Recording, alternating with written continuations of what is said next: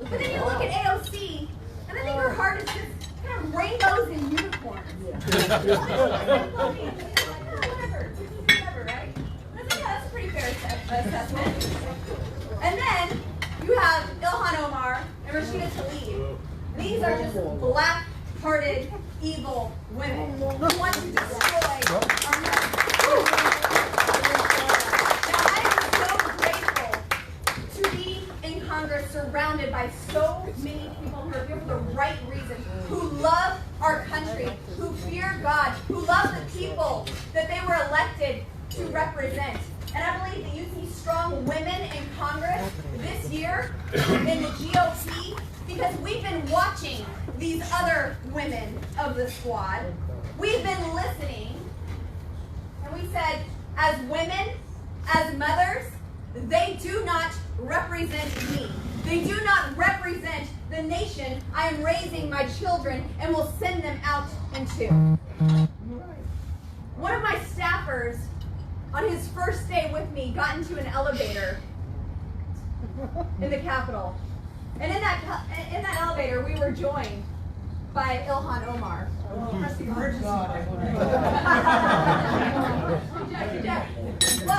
it was just us three in there, and I looked over and I said, well, look at there, it's the Jihad Squad. Yeah. I do have to say, she was that match. She wasn't dropping and running, so we're good. Now, with these women that we were watching, I knew that our nation was absolutely in danger. I am a mother of 4 boys, and I am raising my 4 boys to be men before liberals get a hold of them and raise them to be men. Yeah.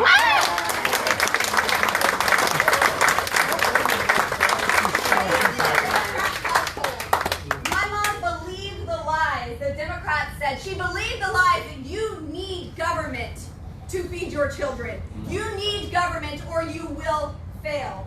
That was a cycle of poverty that we were stuck in because she believed those lies. At 11 years old, I stood in line for bread and government cheese, and I knew that was not America's best. I got my first job at the Rifle McDonald's in Colorado at 15 years old, and I can still remember bringing mom home that first paycheck. I remember the pride and the empowerment of giving that check to her, and I knew then I could do a better job taking care of myself than government ever could. That's right. I'm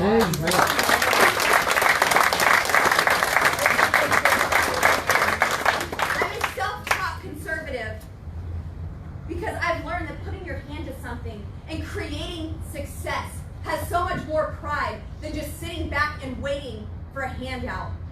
Giving a hand up to the people around you means so much more than just waiting for somebody to do it for you. Amen. I'm a business owner. I started a restaurant in Rifle, Colorado. First, we were just a Western-themed restaurant, but shortly after we opened our doors, there was an altercation where a man was brutally beaten, and he lost his life at my restaurant on that street. And immediately, the question was prompted, how will I protect the people around me? And so I began to open carry. And soon after that, my waitresses in Shooter's Grill began to open carry. And the next thing you know, my life changed.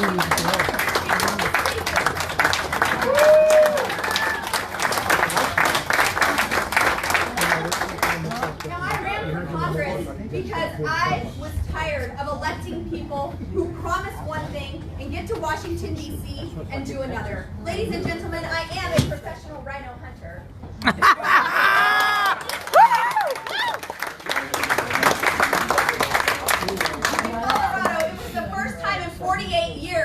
That an incumbent lost a primary. Woo! I took out a 5-term incumbent with no money. I still need money, by the way. But a whole lot of passion and the will of the people.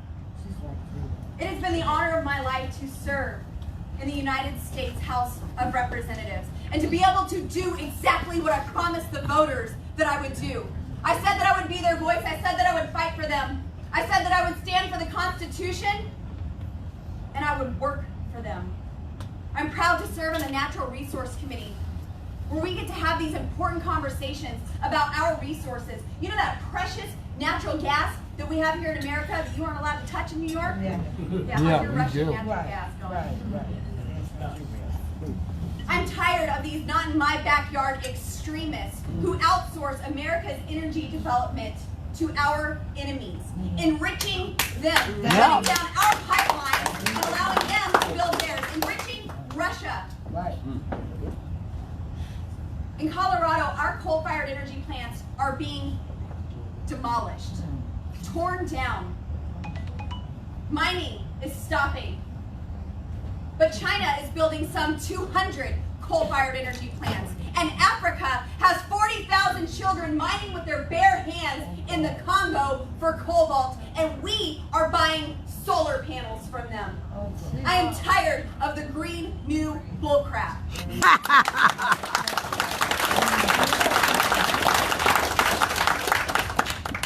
Now these are important conversations that we need to be having in our country because our national security depends on it. And another issue, among many, that is really important to me this year is what's happening at our southern border. I have visited the southern border 3 times, and it is wide open.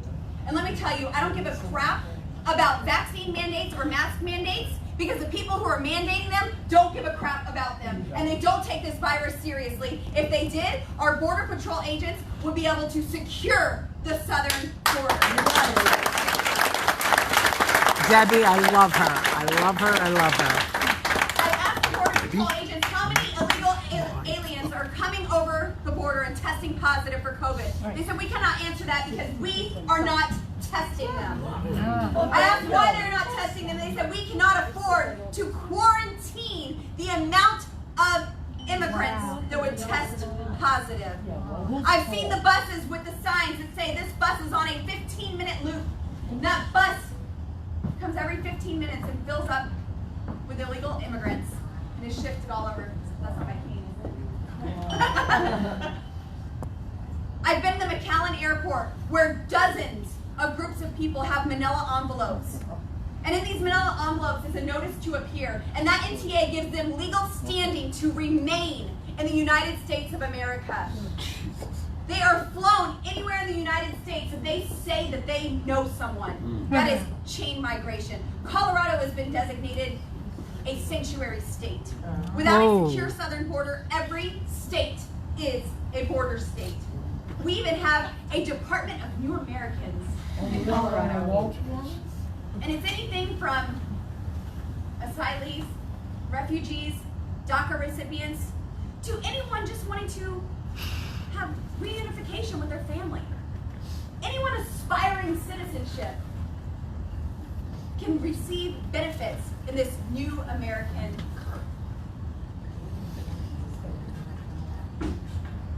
This is what Colorado is doing. This is what Democrats are doing to America. For anyone who looks at the southern border, they can see clearly that this is a crisis.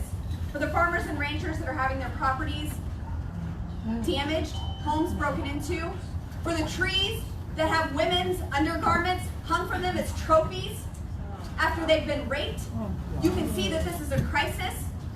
From the unaccompanied minors that are found with the Plan B pill boxes empty in their backpacks because their mothers sent them on this journey with that pill, expecting them to be sexually assaulted, this is a crisis. But for Biden and Kathleen Kamala, this is mission accomplished. What we saw in Afghanistan is an absolute disgrace. An impeachable offense on so many accounts.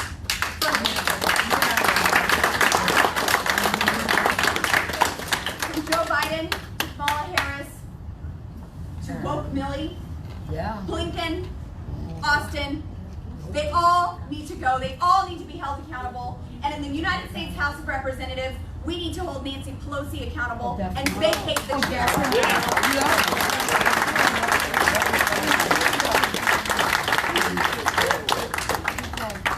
I didn't come to Congress to see our Black Hawk helicopters flying bodies over Afghanistan. This is disgusting and it needs to stop. I want to tell you about one of our colleagues before I go. I want you all to be keeping Mark Wayne Mullen in your prayers. He's not missing, he's okay, and he's absolutely selfless. Mark Wayne Mullen is from Oklahoma, and he went on a rogue mission to work against our State Department to get hundreds of Americans back home. And he's done exactly that over the past week and a half. This is what we are seeing so much of, because the United States government is not doing their job to take care of American citizens. So people have to work against our own State Department to rescue our people. Now, I want you to know that there is hope. We will take the House back in 2022. In Colorado, I have 9 Democrats running for this seat, for my seat. Oh, wow.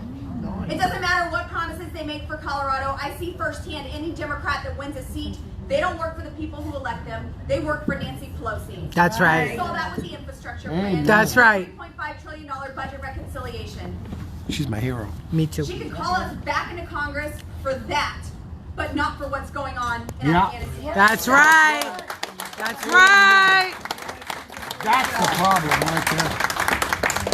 No matter what redistricting looks like in Colorado, I'm going to double down and work harder than ever for the people that I represent, for my state, for our country, and for the world. Because the world is better when America is first. That's true. And I want you to know that we do have hope. I know it, because if we didn't, if I had no hope in the future of our country, I would not leave my 4 boys every day to do what I am doing. This is worth it. Our country is worth it. Our children's future is worth it. No, what's your website? What's your website? What's your website? LaurenForFreedom.com. Say it one more time. LaurenForFreedom.com. LaurenForFreedom.com. Everybody donate.